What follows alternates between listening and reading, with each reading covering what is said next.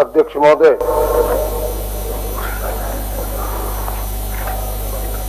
बड़े महत्वपूर्ण विभागों की आज बजट है, डिमांड है। श्रम नियोजन, प्रशिक्षण एवं कौशल विकास, फिर उसी के तहत उद्योग विभाग के भी डिमांड्स है। लेकिन मुख्य विभाग श्रम नियोजन, प्रशिक्षण इन चीजों को लीड कर रहा है, नेतृत्व कर रही है।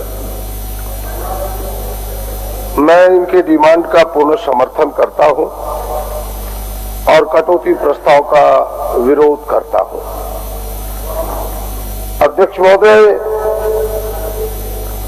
परिस्थितियां अनुकूल है इस राज्य में, लेकिन चुनौती भी कम नहीं है। मैं इसलिए इस विषय को कह रहा हूं, परिस्थितियां अनुकूल है। हमारे यहाँ श्रम के काफी संभावनाएं हैं।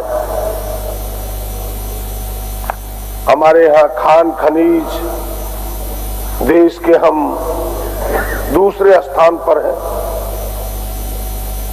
जो कि सबसे जरूरत होता है उद्योग के लिए। हम कह सकते हैं कि कोयला के मायने में तो हम सबसे आगे हैं, इस्पात लोहा के मामले में हम दूसरे स्थान पर हैं। फिर इनके साथ साथ हम ये भी देखते हैं, इन संभावनाओं को समेट करके कैसे रोजगार उत्पन्न किए जाए।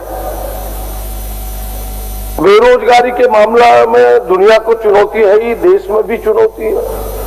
आज देश की बेरोजगारी 7 से 8% है और झारखंड की अगर तुलना करें तो देश के सभी राज्यों में हम तीसरे स्थान पर 3.2% है बेरोजगारी। हम तीसरे स्थान पर, हमसे आगे कर्नाटक है, गुजरात है। लेकिन इन चुनौतियों को सरकार ने प्रयास किया है कि नहीं, हम उसे रोजगार देकर के, उद्योगों को, नए उद्योगों को ला करके इस समस्या को मूलभूत समाधान करें। इसलिए मैंने कहा कि इस कटौती प्रस्ताव का मैं विरोध करता हूं और इनका समर्थन करता हूं। कई अभी प्रयास मुख्यमंत्री जी ने जो प्रयास, गंभीर प्रयास सामने दिखा कि कई उद्योगपतियों से उन्होंने आमंत्रण देकर के कि यहाँ नए नए उद्योग बिठे।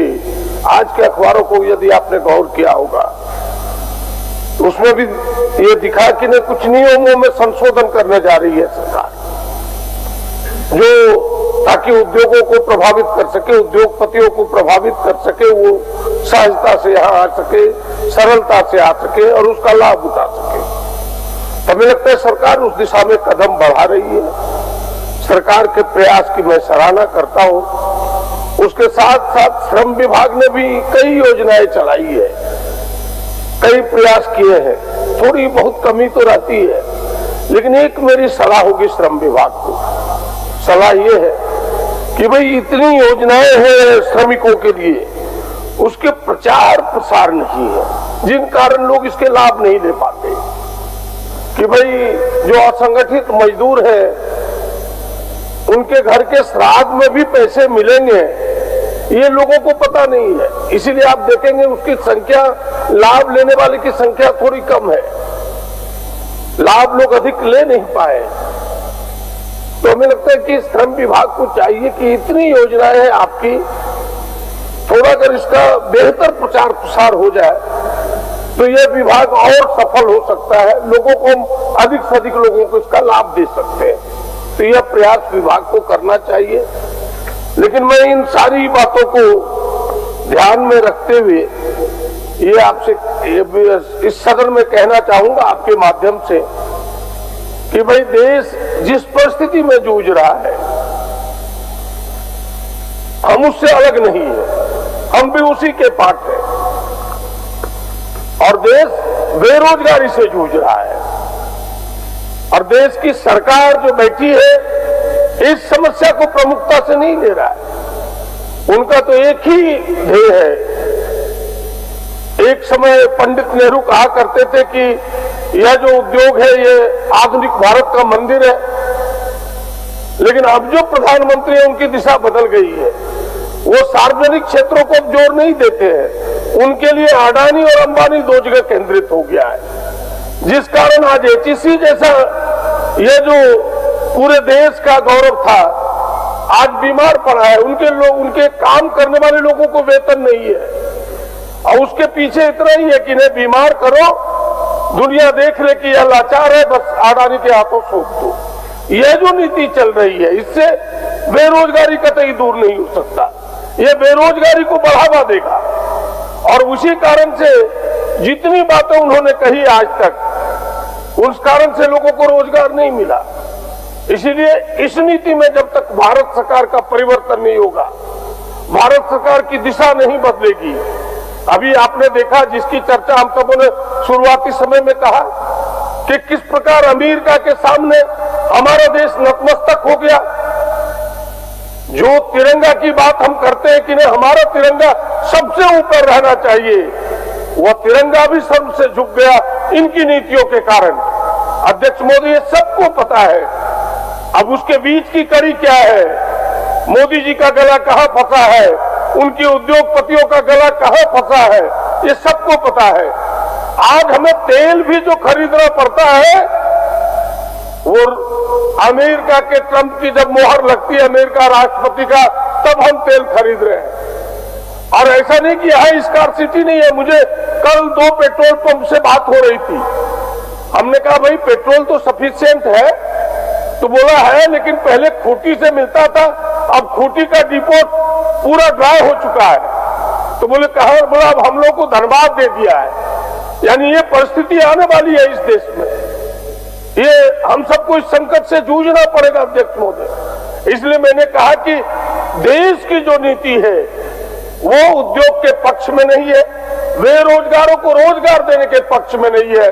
उनका एक ही है कि ऑस्ट्रेलिया जाओ, कोयले का खदान, अडानी को कैसे थमा दूं। हम विदेश जाते हैं, विदेश का दौरा करते हैं। अभी मुख्यमंत्री के विदेश के दौरे पर प्रश्न उठाने वालों से पूछिए कि मुख्यमंत्री हमारे किसी उद्योगपति को लाभ हो, मुख्यमंत्री पति को लाभ हो, मुख्यमंत्री इसलिए विदेश गए कि झारखंड के नौजवानों को कैसे रोजगार मिले, यहाँ कैसे उद्योग स्थापित हो, इसलिए वो विदेश गए। लेकिन आपके प्रधानमंत्री विदेश जाते हैं तो उनका इतना ही उद्देश्य है कि अडानी और अंबानी को कैसे लाभ हो। इसलिए महोदय, इन तमाम चीजों को समेटते हुए मैं आज की तारीख में इतना ही कहूंगा कि उद्योग विभाग, श्रम विभाग की काफी संभावनाएं हैं, थोड़ा और बेहतर करने की जरूरत है। संतुष्टि विकास को पूर्ण विराम देता है, लेकिन इच्छाओं को जगाना, इच्छाओं को धरातल पर उतारना, वो विकास को गति देता है। विभाग कदम आगे बढ़ाए, तेजी से सरकार बढ़ाए। हम सब फिर से एक बार इसके डिमांड का समर्थन करते हुए कि यह उद्योग की संभावना यह है, झारखंड में स्किल की संभावना है, श्रम काफी है, खनिज काफी है, इसको और थोड़ी ताकत और जोर देने की जरूरत है। इनके डिमांड का समर्थन करते हुए अपनी वाणी को यही विराम देता हूं। माननीय सदस्य सुरेश पासवान जी।